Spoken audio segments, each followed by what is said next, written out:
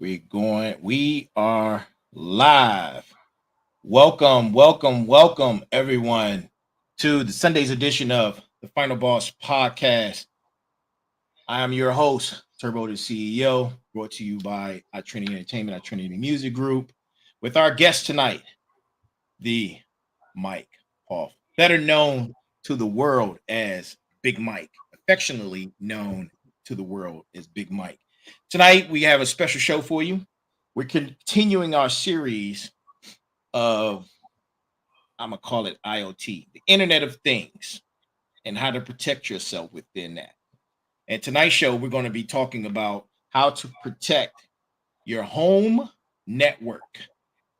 And as I begin, I have to let you guys know this is for entertainment purposes only. Entertainment purposes only, people. You got that? Entertainment purposes only. So, my guest is here. He is the expert.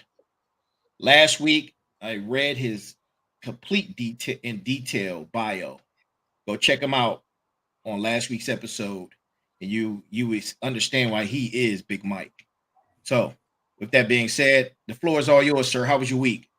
It's fantastic. Awesome. Been riding a motorcycle. It's amazing. Awesome. Good stuff. Can't be any more blessed.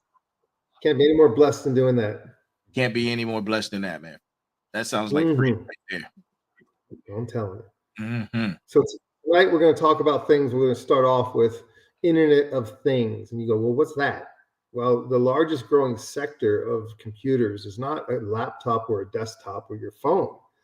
It's those things like the Alexa, your Ring cameras, anything that is touching or using your network. You have remote thermostats that control your temperature of your house. You have garage door openers. You have door locks that go on the front of your house that connect through your wireless, that you can pull up an app on your phone and unlock or lock your front door.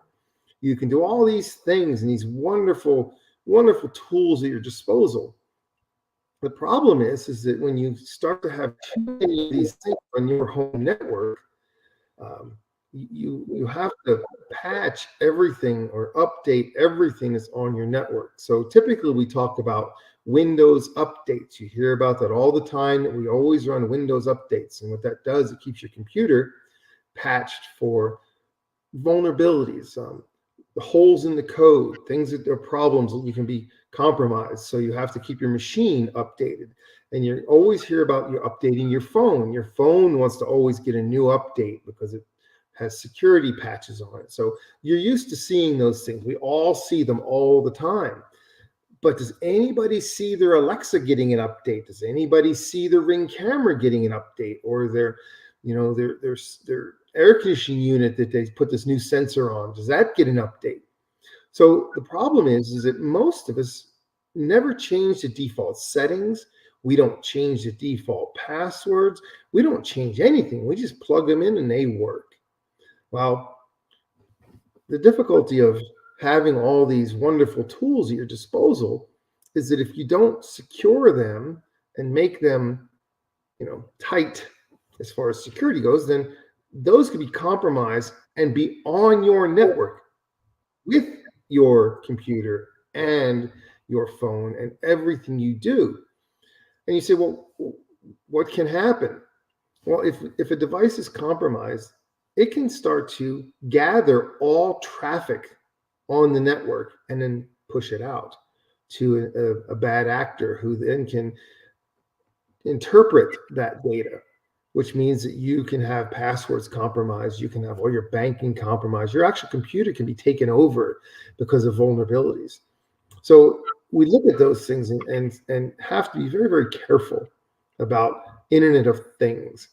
So when we talk about all these little things and we plug them in because they're convenient and they're on the same network, meaning it's like if all your devices are in the same room in your house, okay, they're all the same in the same place. So what we can do to try and mitigate that is, number one, every device that goes in your system, you need to change or get rid of the default passwords. You need to update your passwords so that they're not the default. So if I have a Netgear router, I know what the default username and password is to get into a Netgear router. I know what they are because they're all published on the internet. So you have to protect yourself and your devices. Then you need to make sure that you go into your devices once in a while and you got to update the firmware. That's the same thing as a Windows update, but for the hardware. So you have to do that. The other thing you can do is many wireless access points or routers have the ability of having a guest network. And if you're not sure, take a look at what kind of wireless router you have, look at the model number or the name of it, and then do a Google search that says that router guest network. And it'll tell you how to set up a guest network. And the reason why we want a guest network is like putting another room in your house. I put all of my devices in the other room.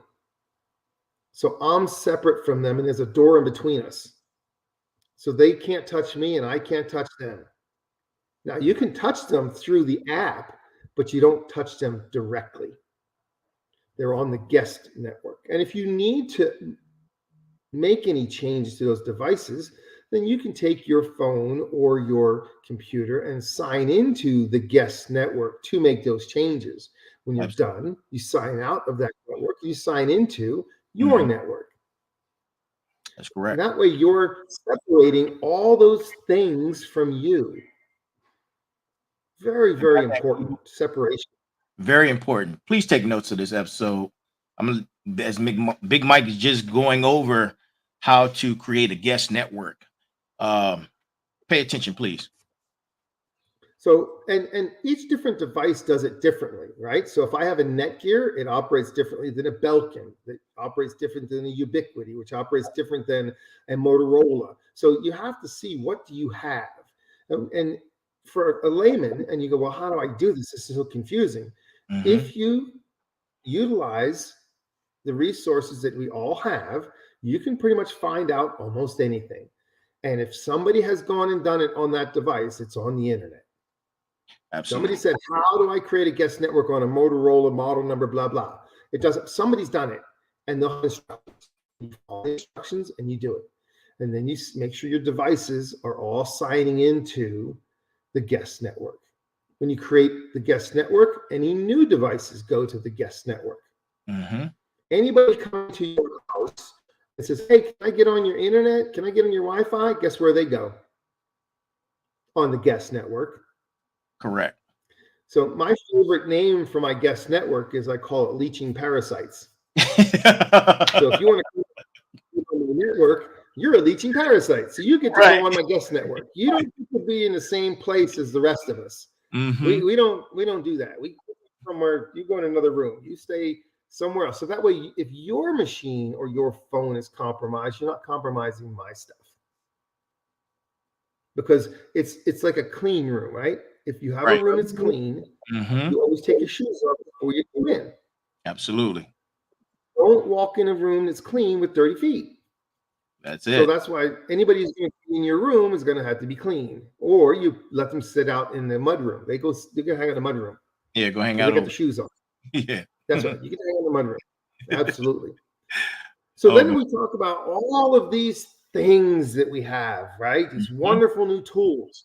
Look, I'll be straight with you. I've got air conditioner, 2 thermostats, Ring cameras, a door lock in the front of my house. All of these, and I have a massage chair that's connected. I've got an Alexa. I've got all these things that are just there that use internet. And you say, well, you know, I like all these cool tools, but you have to be doing your homework to go. If you already have them installed, do the homework and say, how do I change networks for my Ring camera? And it'll tell you exactly what to do. So everything that I'm telling you is easy to go find if you know what to search for. You're going to search for that. Yep. So let's go into some fun stuff. Okay. We have in the world, we have all these lovely devices, and we have the big players, and Amazon is a very, very big player in that market. So they're buying up all kinds of stuff. So they have the Ring cameras. Everybody hears about Ring cameras. Well, Amazon owns that. That was that. All right. Yeah, that's correct. So Amazon has this very interesting feature that they've been rolling out, and it's called Amazon Sidewalk. Wait, hold up. That's new information. Amazon Sidewalk. Ooh. Amazon Sidewalk. Okay. So you remember watching the movies and you see Skynet, you know, the one where we had the Terminator and Skynet, right? Right. Okay. And you say, well, that can never happen in our lifetime. I'm sorry, but it's already happening. It's already. What happens is if you have Amazon devices, what they do is they will stay connected no matter what. And if your internet goes down, they can attach to any network within a half a mile and stay connected. Wow. Your devices can piggyback on someone else's network to stay connected. Wow. A half a mile? Half a mile. Wow. So if you say, well, I'm going to shut my internet off because I don't want my devices to talk, they're going to stay talking. They don't care. They're going to stay alive. And what occurs is that these devices, every device that you have, no matter what it is, it gathers information. They all do. That's all if you have a smart TV, then it can listen to you. If you have a Fire Stick, an Amazon Fire Stick, and it has the remote you can talk to, it's always listening. Your Alexa listens all the time. All these devices near you, your phone listens to you whether you tell it to or not. You can't shut it off. So these things are listening to you, gathering this information at all times, 24/7. They're live. And your phone is usually within your hand reach. That's incredible. We can go deeper. So there's really not of how. No, that's a whole. Yeah, you already knew I was going to go into, but no, that's another subject. We'll talk about how we'll talk about how to protect yourself from those things, because there's a way to protect yourself. That's a whole nother subject. We'll catch that in another session. All right, but that's a whole nother subject. You knew exactly where I was going, Mike. So I'm glad we're here. So thanks for that information, man. I had a quick question. And you stated some things that led to a segue into this question. So if people are paying attention, I want them to be taking notes. How can regularly updating the firmware of your routers and devices help mitigate vulnerabilities that hackers can exploit? Okay, so I'll draw the parallel. Okay. If I have one line of code, there's only so many vulnerabilities that can be exposed in one line of code. If I have 100 lines of code, there's more places for vulnerabilities. Right. If I have 1,000,000 lines of code, that's fine. Our current Windows computers have billions of lines of code, which make them run. Because of that, you patch for every time a vulnerability is found, a patch is made for it and then rolled out. Okay. The same thing happens to your hardware. So you're doing an update of the operating system that runs the hardware. And so that's what it is. Vulnerabilities in those that the hackers know about, because they look up the model number, they know the vulnerabilities, and if you're not currently patched, you could be compromised. That's an so open the door. patches will close those off, right? So if I say that I'm on level 1 and vulnerabilities are A, B, C, and D, right? But then I'm patched for that, I don't have those vulnerabilities anymore. I might have E, F, and G, but then my next patch takes care of those. So the patches are always after the vulnerabilities occur. So it's always behind the power curve, but you still got to do it, because the smaller your footprint is, the safer you are. The internet is like a septic tank. Okay. We go into the septic tank every day. True. But what we do is we try not to smell like poo. So Yeah. what you do is you put on the glove. The first glove I Mhm. put on is I put on my antivirus. Yeah. Then I Yeah. do my malware protection. Then I do my Mhm. Windows updates. Then I do a firewall. And I do all these things to protect myself. So when I put my hand in the poo, it doesn't stink. When I take the glove off, I don't stink. But remember this, one day your hand is going to smell like poo. One day. Because no matter how much you protect yourself, if there's a new vulnerability, they're called 0-day, meaning Oh, there's no fix for it. yeah. 0-day Can't viruses. Yeah. A lot Yeah, of conversations about that. 0-day. So that's why you have to patch. Antivirus used to come out back in the day. Once a year, there was an update, and then it was every 6 months, then it was every month, every 2 weeks, every week, daily. Now we get antivirus updates hourly. Your system will go out and look for an update hour. Some systems use every 30 minutes. Yeah. There's certain products that I have clients using that go out every 30 minutes looking for updates. The updates it's like a flu shot. Okay. I'm not going to catch that version of flu if I'm protected against it. But if I'm not, I can get it. So I protect myself as much as humanly possible. So what you're doing for your hardware is you're giving it a flu shot. Mm-hmm. You're protecting against the bad things that are out there. So that's super important to do that. Even though most of us don't even change the default passwords. This is true. This is true. So I'm glad you mentioned that. My last question before we close, and hopefully we can talk a little bit more about everything after this question. What measures can you take to monitor and control the devices connected to your home network to detect any unauthorized access or suspicious activity? What do you got for the people? Okay, so there's a simple tool, and it's a simple tool that anybody can get, and it's free. It's called Advanced IP Scanner. Now, if you got a Windows machine, you can put it on there. If you got a Mac computer, you can put it on there. You run it. What it does, it looks at what network are you connected to, and you hit the button that says scan. And it tells you everything is alive on your network. Now, if you say, well, I don't know everything I got, what you do is you take your camera out, you run a scan, take a picture, then go shut off everything. Right. Using a laptop, leave that one device on, leave the router on, but shut everything else off. Go unplug the Alexa, unplug everything, shut everything off, shut it all down, disconnect it all so it's not connected, excuse me, so it's not connected, and then do another scan. And say, I don't know what that is. And if you look at something and you don't know what it is, there's a series of numbers and letters is called a MAC, M-A-C address. When you do this scan with that tool, it's going to show you the MAC address. Either it's going to give you the brand, so you know what it is, or it's going to give you the MAC address.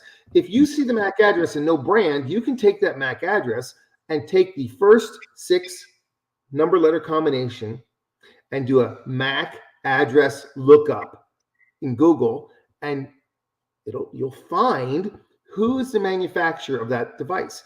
Because in the characters for a MAC address, the first half of the MAC address is the manufacturer ID. Tells you who created that device. And then after that is the host, which is the individual identity. So if you want to see something that's not on there, you don't know what it is, go look up its MAC address, and it'll tell you who the manufacturer is. And then you know, I didn't plug that in. I don't know who that is. What is that? And if that happens to you, and you have unknown devices on your network, the next thing you do in your home network is you go reset your wireless password. And when you reset your wireless password, it's going to kick everybody off. Because when you reset that password, you go to the power button, unplug the power to your router, plug it back in. You got the new wireless access. Everybody's going to have to put that in, including all your devices. No worries, because you've done your homework and you know how to make a change and reset that password. I'm not saying it's the easiest thing to do, but it is doable. And if you have unknown devices, change the password. Change the password. For the wireless. Passwords. What's the most important key thing about password security? Length. People. It is not 4 characters, 6 Right. characters, 8 characters. It's no longer that anymore. We're talking 12, 16, 20 characters long.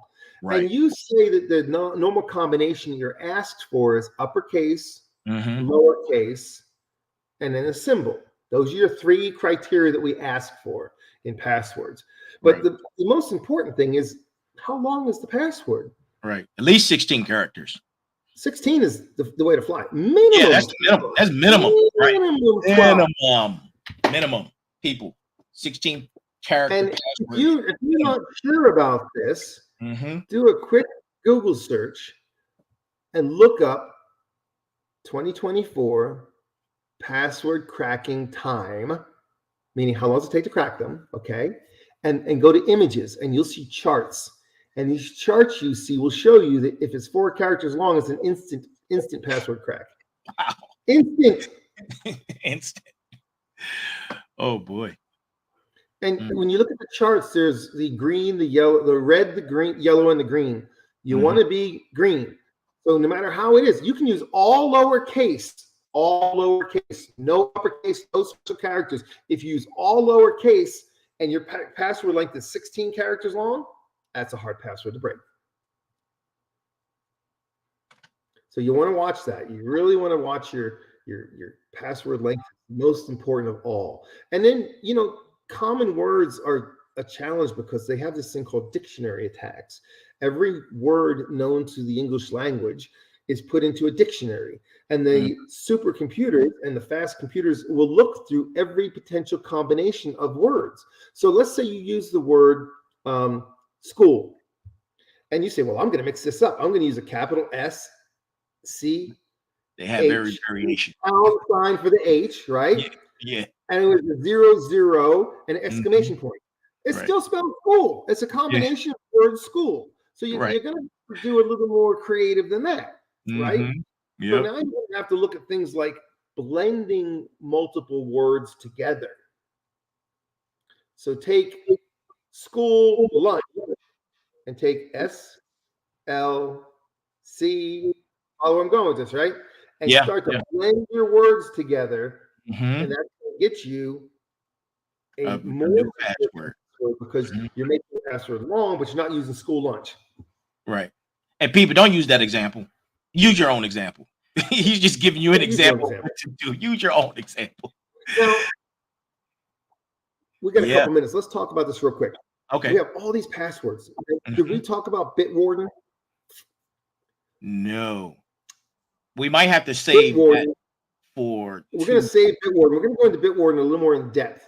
Okay. Because you're going to use it for a password manager. And we're going to talk about what kinds of passwords there are and with what's called two-factor authentication.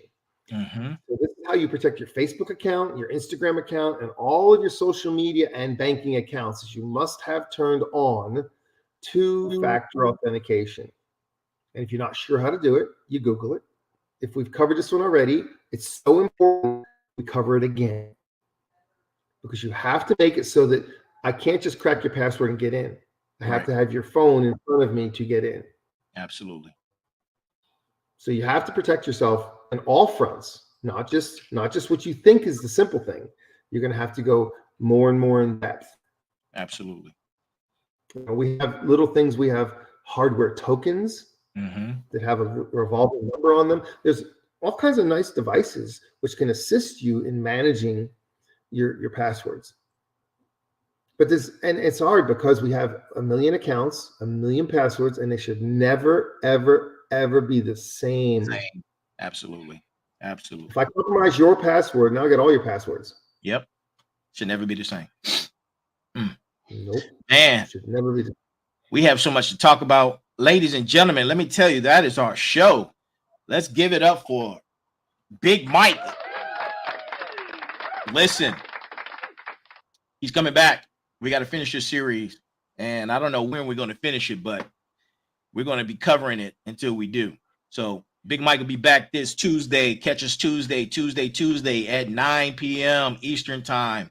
We're going to continue our discussion on the IoT, Internet of Things, and hacking proof your devices, your home, you. And yourself. And yourself. Absolutely. Absolutely. Bang, bang for that. That's our show, people. I'm the Final Boss Podcast. I'm the Final Boss. This is the Final Boss Podcast, brought to you by Turbo, the CEO at Trinity Entertainment. Man, another good show. See you on Tuesday. Thank you, sir. You're so welcome.